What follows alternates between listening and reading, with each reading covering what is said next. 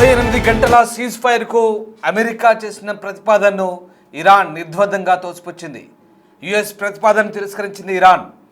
ఓ యుద్ధానికి దిగాక తనంత తానుగా యుఎస్ సీజ్ ఫైర్ కోరడం ఇదే తొలిసారి. అంటే యుద్ధంలో ఇరాన్ పైచేయి సాధించినట్లుగానే మనం అర్థం చేసుకోవాలి. ఒక కోణంలో ఇరాన్ మీడియాలో ఈ వార్త ప్రముఖంగా ప్రచురిస్తున్నారు, ప్రసారం చేస్తున్నారు. దీనిపై ఇంతవరకు అమెరికా స్పందించలేదు. అమెరికాకు బ్యాడ్ టైం స్టార్ట్ అయిందా అన్నట్టుగా కొంతమంది చెప్తున్నారు. ఇప్పటికే నాటో దేశాలు చీకొట్టాయి. అటు మరింత మొండిగా పోరాడుతోంది ఇరాన్. మిడిల్ ఈస్ట్లో వేగంగా అంతర్జాతీయ సమీకరణాలు మారుతున్నాయి. ఈ నేపథ్యంలో ఇక అమెరికా సీజ్ ఫైర్ కోరడం ఇప్పుడు ఆశ్చర్యాన్ని కలిగిస్తుంది. ఇంతకీ అమెరికా సీజ్ ఫైర్ ఎందుకు కోరుతుందంటే, ఇరాన్ తమ 2 విమానాలను కూల్చివేసిన దీంతో పైలట్ తప్పిపోయాడు. ఆ పైలట్ను వెతికేందుకు అమెరికా ఇప్పుడు సీజ్ ఫైర్ కోరుతుంది. 48 గంటల సీజ్ ఫైర్ కోసం అమెరికా ఇరాన్ దగ్గరికి ప్రతిపాదన పంపింది. అమెరికా ఏది చేసినా ఒక లాజిక్ ఉంటుందని అంటుంటారు. అందులో ట్రంప్ లాంటి వ్యక్తి అంత ఈజీగా అడుగులు వేయడని అంటుంటారు. ఇప్పుడు ఆ 48 గంటల సీజ్ ఫైర్ ఎందుకు కోరుతున్నారంటే, తప్పిపోయిన తమ పైలట్ను రెస్క్యూ చేసేందుకు అమెరికా ఈ 48 అవర్స్ సీజ్ ఫైర్ను కోరుతున్నట్టుగా తెలుస్తోంది. అందుకోసమే ట్రంప్ ఈ వ్యూహాన్ని అమలు చేసినట్టుగా తెలుస్తుంది. కానీ తనంతరం తానుగా అమెరికా ఇప్పుడు ఈ సీజ్ ఫైర్ను కోరడం యుద్ధంలో ఇది తొలిసారిగా చెప్తున్నారు. బహుశా అమెరికా ఇప్పటి వరకు ఈ యుద్ధంలో తమంతకు తాముగా కాల్పుల విరమణకు ప్రతిపాదనలు పెట్టిన సందర్భం కూడా ఇక్కడ లేదని మనం అనుకోవాలి. పశ్చిమాసియాలో నెలకొన్న యుద్ధ ఉద్రిక్తతలు ఇప్పుడు అత్యంత ప్రమాదకర స్థాయికి చేరుకున్నాయి.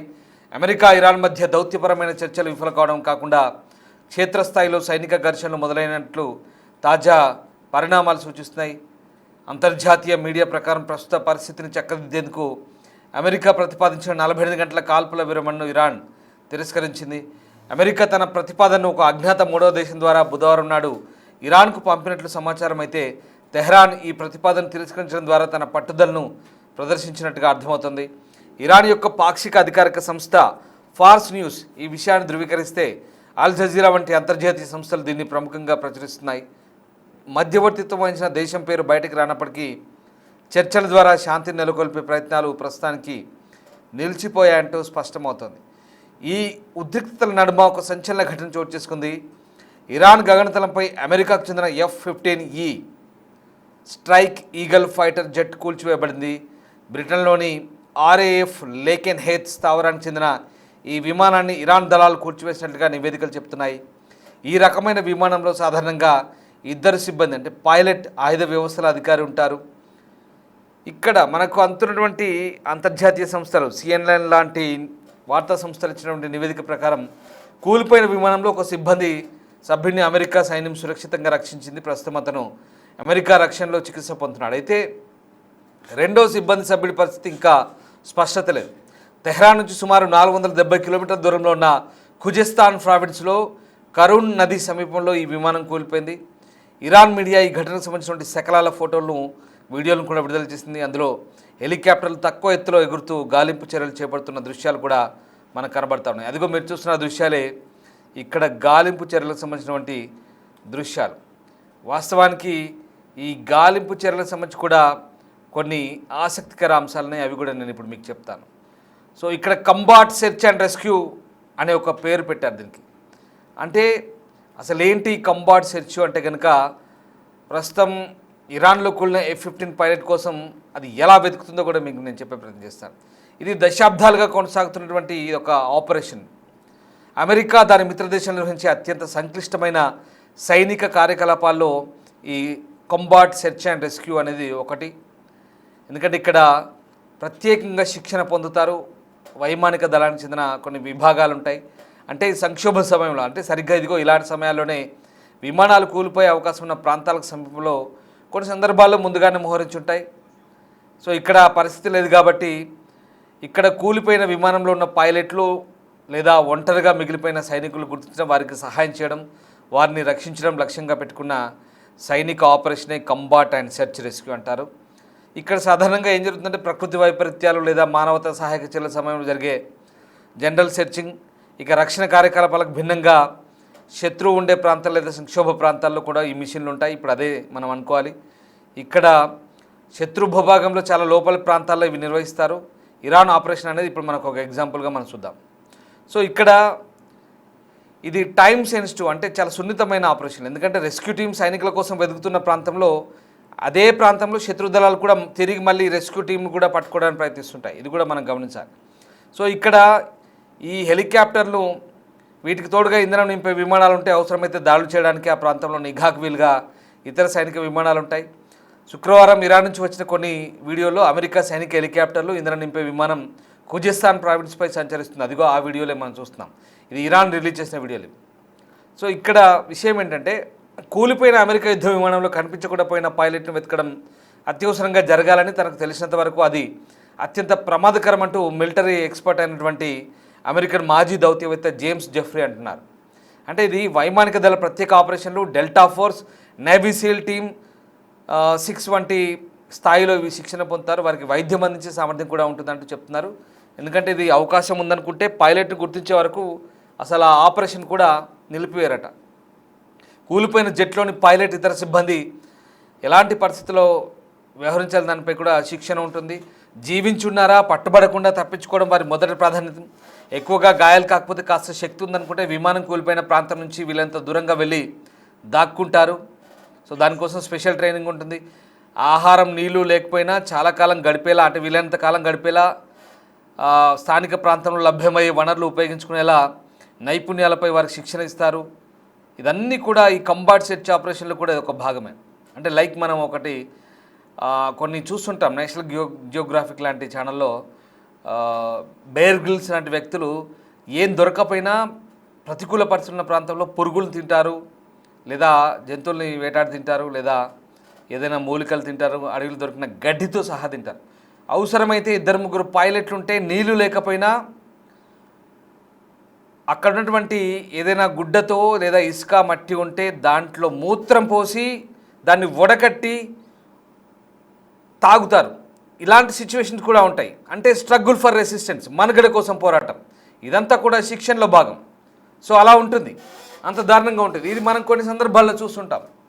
వాస్తవానికి కొన్నిసార్లు జరిగింది, కొన్ని ఆపరేషన్స్లో ఇది జరిగింది. వాస్తవం ఇది మనకు వినడానికి కొంత జుగుప్సాకరంగా ఉన్న ప్రాణాలు దక్కించుకోవడానికి ఆ పరిస్థితుల్లో అక్కడ నీళ్లు లేకుంటే గనక ఒకరిద్దరు సైనికులు తోడుగా ఉంటే, లేదా ఒక సైనికుడు ఉన్నా కూడా ఒక గుడ్డలో తన విసర్జన మూత్రాన్ని కూడా తీసుకొని మళ్ళీ వడకట్టి దాన్ని నీళ్ళులాగా చేసుకొని తాగే సందర్భం కూడా ఉంటుంది. అంత కఠినమైన పరిస్థితులు, అంటే మనుగడ కోసం పోరాటం, దేనికైనా సైనికులకు శిక్షణ ఇస్తారు. ఆ రకమైనటువంటి సిచ్యువేషన్ ఉంటుంది. So combat and rescue operation కూడా అలాంటిది. సరిగ్గా మీరు చూస్తున్నారు, అదిగో ఆ హెలికాప్టర్లు ఇరాన్ గగనతలంపై ఎలా తిరుగుతున్నాయో, వాళ్ళ సైనికుని కోసం ఎలా డేగ కళ్ళతో వెతుకుతున్నాయో మనం అర్థం చేసుకోవచ్చు. బహుశా ట్రంప్ అడిగిన ఈ 48 గంటల కాల్పుల విరమణ కూడా అందుకే అయి ఉంటుందని చాలా వరకు ఊహాగానాలు వస్తున్నాయి. లేకపోతే సడన్గా ట్రంప్ ఎందుకు 48 అవర్స్ సీజ్ ఫైర్ అడుగుతాడు? సో అదొక ఎత్తు అయితే, నిజంగా ట్రంప్ శాంతి కోసం ప్రయత్నిస్తే కనుక అది కూడా అయి ఉండొచ్చు. సో అందులో ఇదొక పార్ట్ మాత్రమే.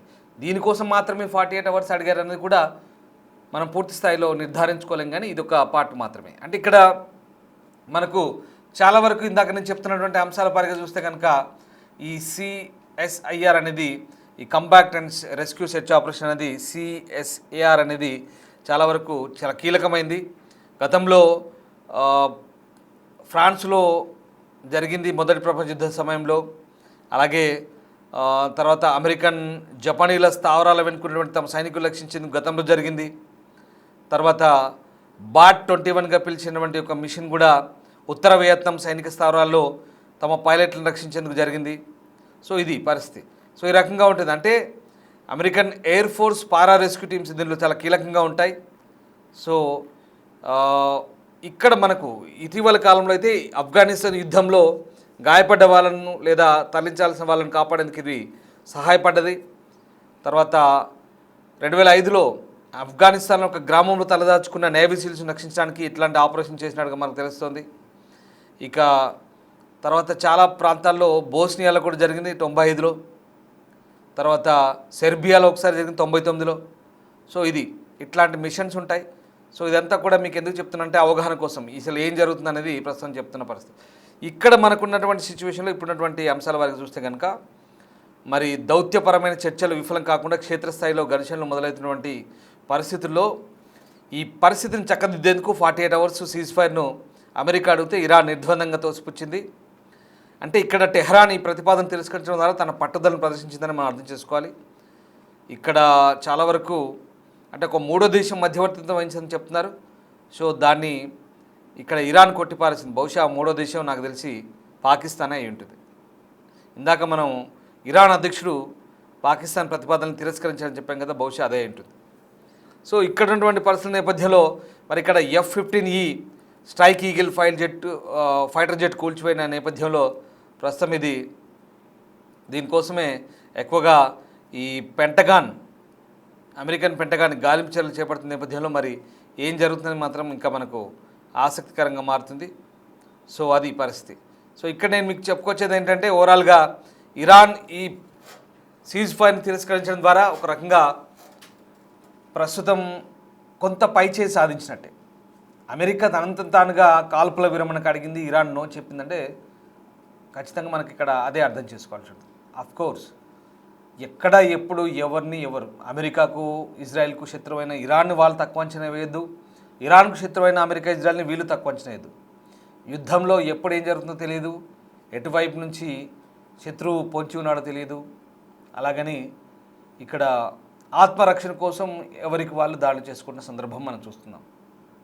సో ఇరాన్ మొదటి నుంచి అదే చెప్తుంది, మేము ఆత్మరక్షణ చర్యల్లో భాగంగా దాడులు చేస్తాం, మాపై దాడులు చేస్తుంటే అంటూ వాళ్ళు చెప్తున్నప్పటికీ కూడా చాలా వరకు గల్ఫ్ దేశాల్లో వాళ్ళు చేస్తున్న దాడులన్నీ కూడా గురి తప్పుతున్నాయి. ఇక్కడే ఇబ్బంది. సో ఇక్కడ అమెరికానో ఇజ్రాయెల్ మీనో నేరుగా దాడి చేస్తే దాన్ని ఎవరు తప్పట్టరు, కానీ గల్ఫ్ దేశాలపై దాడులు చేయడం అనేది ఇప్పుడు ఇబ్బందికరం. హర్మూజ్ను మూసివేయడం అనేది మిగతా దేశాలకు ఇబ్బందికరం. లేదంటే ఈ హర్మూజ్ను యాజ్ యూజువల్గా ఓపెన్ చేసి ఓన్లీ ఇజ్రాయెల్ లేదా అమెరికా లాంటి దేశాలపై పోరాడి లేదా గల్ఫ్ దేశాల్లో ఉన్న అమెరికన్ స్థావరాలపై దాడి చేసి అంతవరకు సరిపెట్టుకుంటే పెద్దగా ఎవరు ఈ విషయంలో ఆందోళన చెందే వాళ్ళు కాదేమో బహుశా. అంటే ఆర్థిక పరిస్థితికి సంబంధించి, ఎకానమీకి సంబంధించి,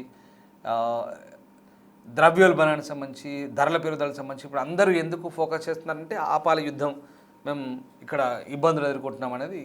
సో అక్కడ వాళ్ళ స్వార్థాలు ఉన్నాయనుకోండి, అవసరాలు స్వార్థాలు, దాన్ని ఎలాగైనా మనం పేరు పెట్టి పిలవచ్చు. స్వార్థం అనికంటే వాళ్ళ పరిస్థితులు దిగజారుతున్నాయి కాబట్టి అవసరం అది. ఇది సిచ్యువేషన్. సో ఇది ఇరాన్ అయితే చాలా రిటాలియేషన్ చేస్తూనే ఉంది, పోరాడుతూనే ఉంది. వరుసగా ఎవ్రీడే గల్ఫ్ దేశాల్లో ఈ స్ట్రైక్స్ నమోదవుతూనే ఉన్నాయి. మళ్ళీ ఇవాళ అమెరికా ఇటు కొన్ని బుషహర్ లాంటి ప్రాంతంలో లేదా పెట్రోకెమికల్ ఖుజెస్తాన్ ప్రావిన్స్లో మళ్ళీ అటాక్ చేసింది. టెల్ అవీవ్పై రెగ్యులర్ దాడి చేసింది ఇటు ఇరాన్. అటు హెజ్బుల్లా నుంచి నార్థన్ ఇజ్రాయెల్పై దాడులు జరుగుతూనే ఉన్నాయి. వీళ్ళు లెబనాన్పై దాడులు చేస్తున్నారు, హెజ్బుల్లాపైకి ఇజ్రాయెల్ వాళ్ళు. సో ఇవన్నీ పశ్చిమాసియాలో యుద్ధం ఈరోజు ఇంత తక్కువ ఉంది, ఈరోజు కాస్త ప్రశాంతంగా ఉందని చెప్పుకోవడానికి ఎక్కడా లేదు. ఎవ్రీ డే ఎక్కడో చోట ఏదో ఒక విధ్వంసం జరుగుతుంది. మరి ఇంత జరుగుతుంటే ఇక్కడ అమెరికా సీజ్ ఫైర్ని అడగడం, 45 గంటల కాల్పుల విరమణ అడగడం అనేది నిజంగా అది ఒక చర్చనీయాంశమే. సో ఇరాన్ తిరస్కరించింది. సో ఎట్లా ఉంటుంది పరిస్థితి అనేది మనం ఇప్పుడిప్పుడే చెప్పలేం. ముందు దానికి సంబంధించిన అప్డేట్స్ అయితే మనకు తెలిసే అవకాశం ఉంది. అమెరికా సీజ్ ఫైర్ అడగడం గురించి మీరేమనుకుంటున్నారు? అమెరికా నిజంగా మెట్టు దిగొచ్చి కాల్పుల విరమణకు రండి అని ఇరాన్ అడగడం, ఇరాన్ దాన్ని తిరస్కరించడం నిజంగా ఇది ఒక ఆశ్చర్యకర పరిణామం అయినప్పటికీ కూడా మరి దీన్ని ఏ రకంగా మీరు అర్థం చేసుకుంటున్నారు ఒక్కసారి కామెంట్ చేసే ప్రయత్నం చేయండి. Thanks for watching.